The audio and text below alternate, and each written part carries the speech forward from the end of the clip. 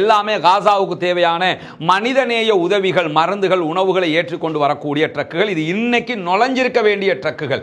எந்த ட்ரக்குகளும் இன்றைக்கு நுழையவில்லை. பொதுமக்கள் வீதியிலே இறங்கி போராட ஆரம்பித்திருக்கிறார்கள். அந்த காட்சிகளை தான் நீங்க இங்க பார்க்கறீங்க. அவர்களுடைய தேசிய கொடிகளோடு, அவர்கள் நெதன்யாஹுவுக்கு எதிரான கோஷங்களோடு இந்த ஆர்ப்பாட்டத்தில் களமிறங்கி இருக்கிறார்கள்.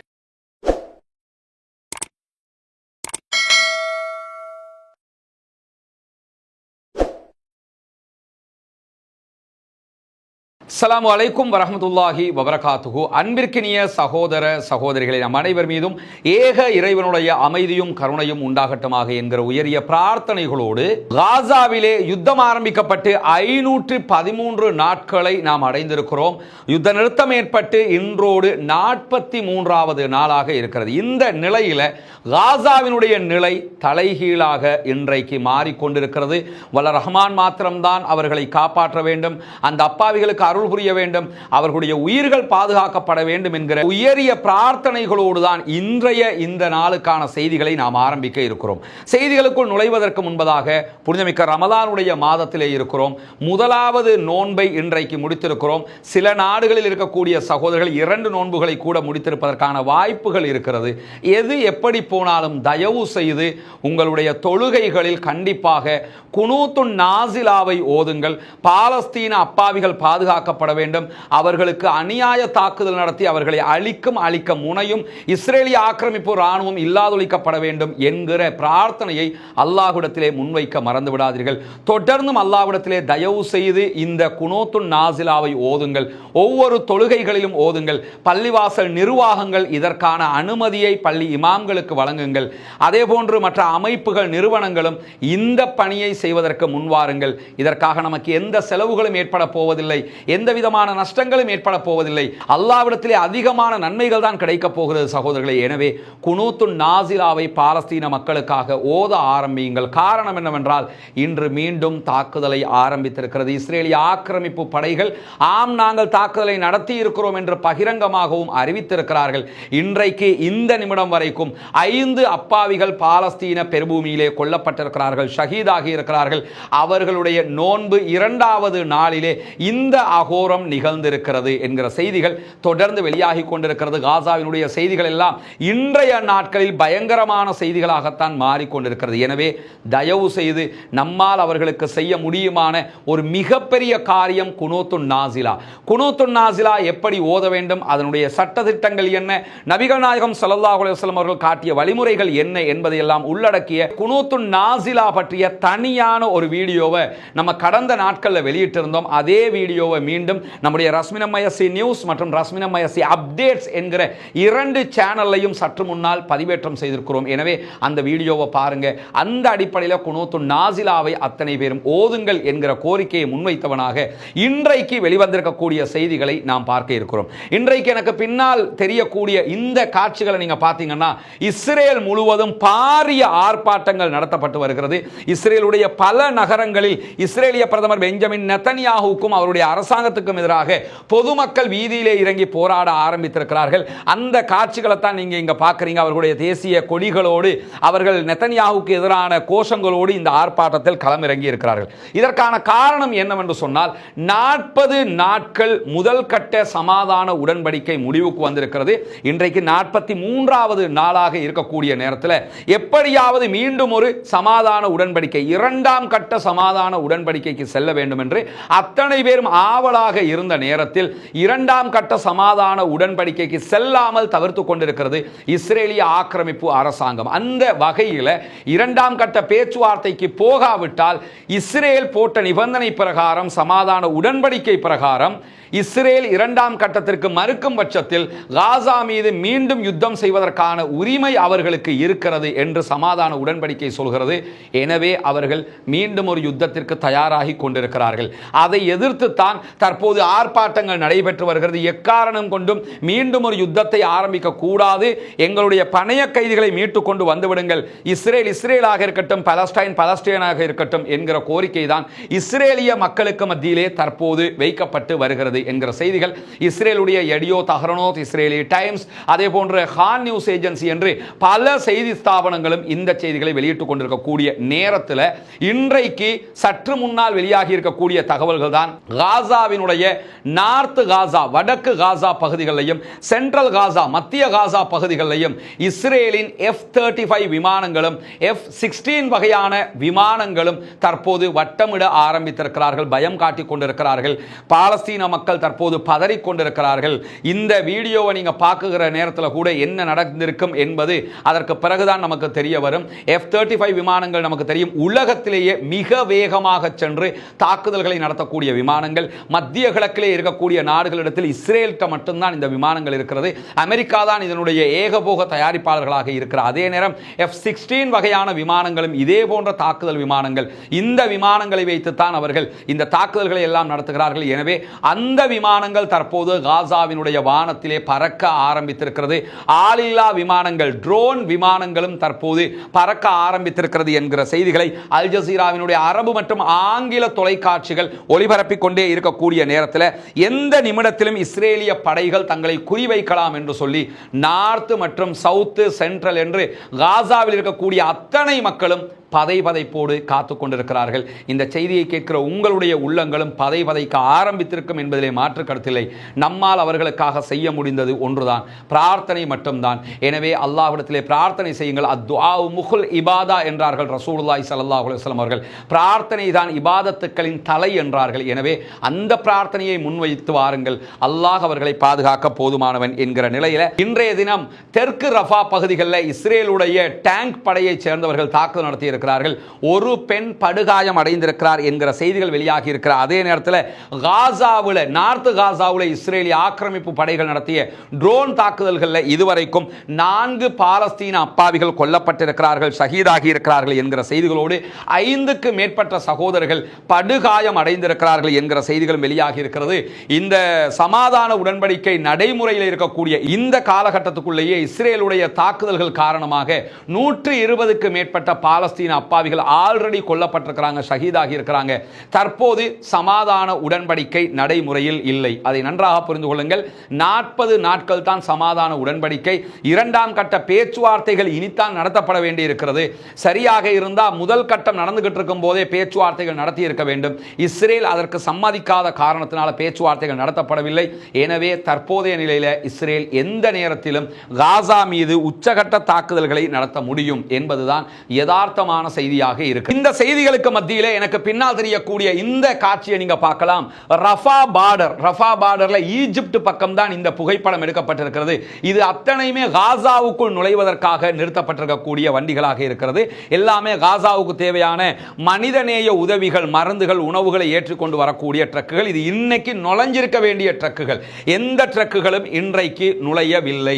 இவங்க ட்ரக்ல கொண்டு போவாங்க, உள்ள கொண்டு வேற ட்ரக்குக்கு மாத்துவாங்க. இன்றைக்கு எந்த ட்ரக்குகளுமே உள்ளே நுழையவில்லை. காரணம் என்னன்னா, பெஞ்சமின் நெத்தன்யாகு, இஸ்ரேலிய பிரதமர் பெஞ்சமின் நெத்தன்யாகுவினுடைய அறிவிப்பு பிரகாரம் இன்றைக்கு ஞாயிற்றுக்கிழமை காசாவுக்குள் நுழைய வேண்டிய அனைத்து மனிதாபிமான உதவிகளும், அனைத்து உணவுகளும், அனைத்து மருந்துகளும் மொத்தமாக தடை விதிக்கப்பட்டிருக்கிறது, நிறுத்தப்பட்டிருக்கிறது. இஸ்ரேலுடைய எடியோத் அஹ்ரோனோத் இந்த செய்தியை உறுதிப்படுத்தி இருக்கிறது. இஸ்ரேலிய பிரதமர் அலுவலகமும் இந்த செய்தியை உறுதிப்படுத்தி இருக்கக்கூடிய நேரத்தில் பணைய கைதிகள் தொடர்பான ஒப்பந்தம் முடிவுக்கு வந்துவிட்டது. 2ஆம் கட்ட ஒப்பந்தம் பேச்சுவார்த்தை நடத்தப்படவில்லை. எனவே நாங்கள் இதனை நிறுத்துகிறோம் என்று சொல்லித்தான் அவர்கள் தற்போது இந்த உணவு விநியோகத்தை நிறுத்தி இருக்கிறார்கள். இது ஒரு பாரிய பிரச்சனையை காசா மக்களுக்கு உண்டாக்க போகுது என்கிறதுல எந்த மாற்றமும் கிடையாது. 2 ஆண்டுகளாக 2வது ரமதானை அவர்கள் சந்திக்கிறார்கள். கடந்த ரமதான் 100% யுத்தத்துக்குள்ள அவர்களுடைய காலம் கழிந்தது. தற்போது இந்த ரமதானை அடைந்திருக்கிறார்கள். 2 நாட்கள் ரொம்ப மகிழ்ச்சியாக அவர்களுடைய காலம் கடந்தது. நோன்பை வரவேற்றாங்க, இஃப்தார் நிகழ்ச்சிகளை நடத்தினாங்க, ரொம்ப சந்தோஷமாக இருந்தார்கள். அத்தனை சந்தோஷமும் இன்றைக்கு தவிடுபொடியாக நொறுக்கப்பட்டிருக்கிறது.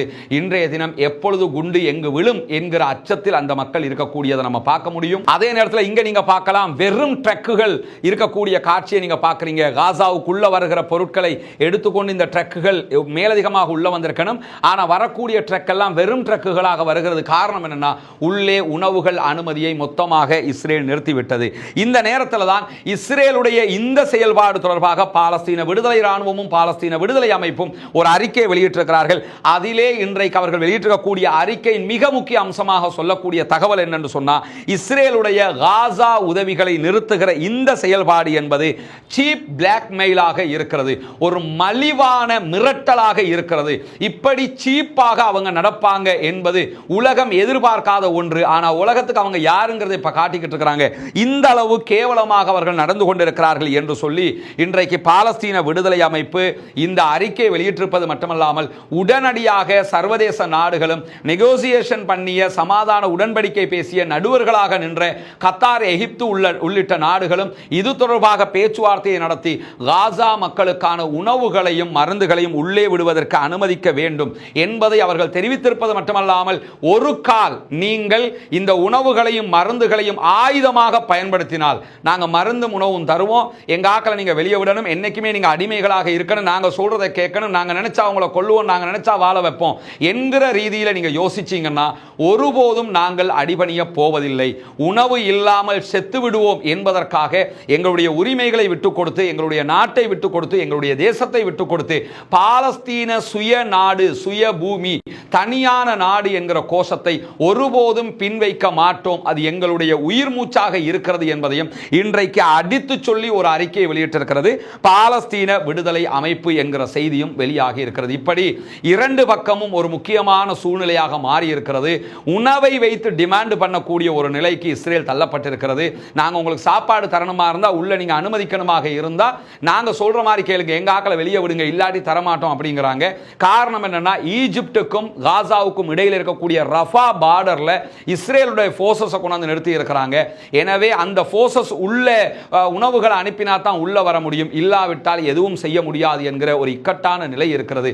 எனவே அரபு நாடுகள் ரமதானுடைய காலத்தில் என்ன செய்ய போகிறது, அடுத்த கட்டம் என்ன நடக்கப் போகிறது என்பது மிக சூட்சுமமான கேள்வியாக இருக்கிறது. மனது வெடிக்கிற அளவுக்கு உண்டான கவலையை உண்டாக்கக்கூடிய சம்பவமாக இவைகள் மாறி இருக்கிறது. ஏன்னா நம்ம சந்தோஷமா இருக்கிறோம், நோன்பு பிடிக்கிறோம், சகரு செய்கிறோம், இஃப்தாருடைய நேரத்துக்கு தயாராகிறோம், இப்படி எல்லாமே நோன்பு தொடர்பான மகிழ்ச்சியாக நமக்கு இருக்கிறது. நிம்மதியாக தராவிஹ் தொழுகிறோம், நிம்மதியாக ஜும்மா தொழுகிறோம், எவ்வளவு மகிழ்ச்சியாக நம்ம இருக்கிறோம். நம்ம புள்ள பக்கத்தில் இருக்கிறான், கணவர் இருக்கிறாரு, மனைவி இருக்கிறாங்க, எல்லாமே இருக்கிறது. ஆனால் காசா மக்களுக்கு இந்த ஒன்றுமே இல்லாத ஒரு நிலையாக இருக்கிறது. அல்லாஹ்விடத்திலே பிரார்த்தனை செய்யுங்கள், அல்லாஹ்விடத்திலே கையேந்துங்கள். அந்த மக்களுக்காக குனூத்து நாசிலாவை ஓத ஆரம்பித்து விடுங்கள் சகோதரர்களே. ஒருபோதும் அவர்களுக்காக கையேந்துவதை நிறுத்திவிடாதீர்கள். அவர்களுடைய நிலை மிக ஆபத்தான நிலையாக மாறியிருக்கிறது. இப்படியான ஒரு சந்தர்ப்பத்தில் தான் இன்றைக்கு இன்னும் ஒரு செய்தி வெளியாகி இருக்கிறது. இதையொட்டி அது என்ன செய்தி என்று சொன்னால், அமெரிக்கா ஒரு புதிய திட்டத்தை அறிவித்திருக்கிறது.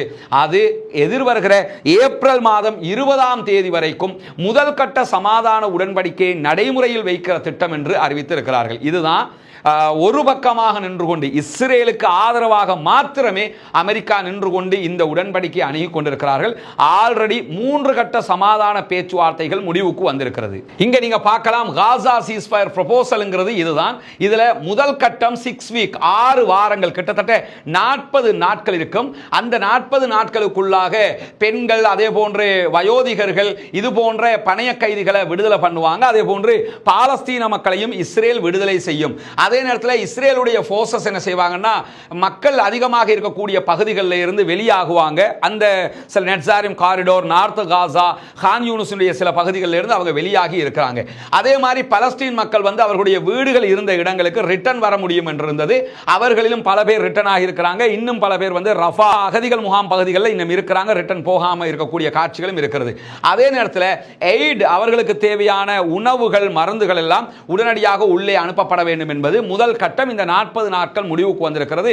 சொன்னதை சொன்ன மாதிரியே பாலஸ்தீன விடுதலை போராளிகள் செய்திருக்கிறார்கள். இஸ்ரேல் தான் யுத்த நிறுத்த விதிமீறலில் ஈடுபட்டிருக்கிறது. அதே மாதிரியான இடத்துல 2ஆம் கட்ட பேச்சுவார்த்தை எதாக இருக்கும் என்று கேட்டால், பெர்மனன்ட் சீஸ்ஃபயரை நோக்கியதாக இருக்கும்.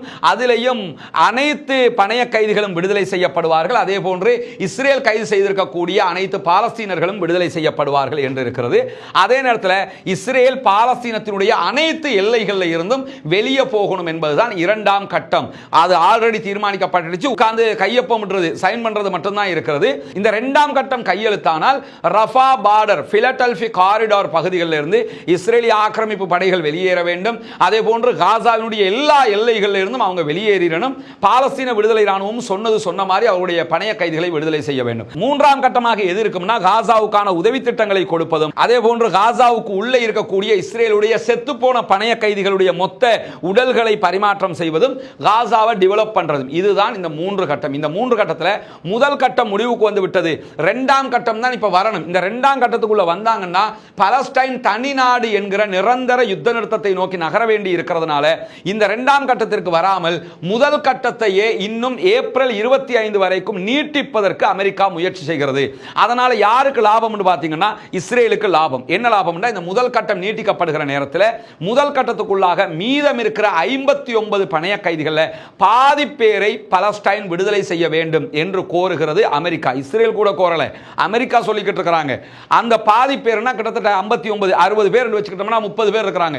30 பேரை இந்த கட்டத்துக்குள்ளேயே அவங்க விடுதலை செய்யணும். இந்த கட்டத்துக்குள்ள விடுதலை செஞ்சாங்கன்னா இந்த பெர்மனன்ட் சீஸ்ஃபயர், நிரந்தர யுத்த நிறுத்தம், பாலஸ்தீனம் சுதந்திரம் என்பதை நோக்கி நகர முடியாமல் போய்விடும். இந்த யுத்தத்தில் எந்த நலவுமே பலஸ்டைன் மக்களுக்கு கிடைக்காது.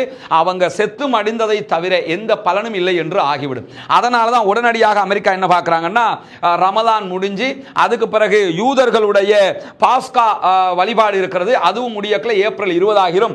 அந்த காலகட்டம் வரைக்கும் இதை இழுத்து பணைய கைதிகளை இப்படியே எடுத்துக்கிறோம். இதுக்கு நீங்க ஒத்து வரலன்னு சொன்னா உங்களுக்கு நாங்க உணவு தர மாட்டோம், உங்களுக்கு நாங்க சாப்பாடு தர மாட்டோம், மருந்து தர மாட்டோம், எதுவும் தர மாட்டோம். அப்ப என்ன செய்தி என்று பார்ப்போம் என்பதுதான் அவர்களுடைய வாதமாக இருக்கிறது. இதே நேரத்தில் என்ன நடந்தாலும் நாங்கள் எங்களுடைய பூமியை விட்டுக் கொடுக்க மாட்டோம் என்பதிலே பாலஸ்தீன விடுதலை அமைப்பு மிக தெளிவாக இருக்கிறது. குறிப்பாக அமெரிக்க ஜனாதிபதி டொனால்ட் ட்ரம்ப் இஸ்ரேலுக்கு துணையாக நின்று கொண்டு இப்படியான காரியங்களில் ஈடுபடக்கூடாது என்று சொல்லி அத்தனை தரப்பும் கோரிக்கையும் விடுத்துக் கொண்டிருக்கக்கூடிய நேரத்தில் தான் இந்த இடைப்பட்ட நாட்களுக்குள்ளாக 42 நாட்களுக்குள்ளாகவே 120க்கு மேற்பட்ட தாக்குதல்களை பாலஸ்தீன அப்பாவிகள் மீது இஸ்ரேல் நடத்தி இருக்கிறது. முதல் கட்டத்தில் 16வது நாளிலேயே இரண்டாம் கட்ட பேச்சுவார்த்தைகள் நடத்தி இருக்க வேண்டும்.